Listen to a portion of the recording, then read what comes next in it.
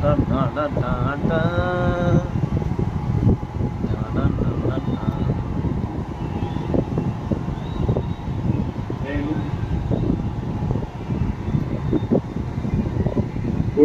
పవన్ కళ్యాణ్ అనే నేను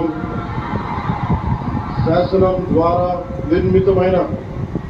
భారత రాజ్యాంగం పట్ల నిజమైన విశ్వాసం, విధేయత చూపుతానని,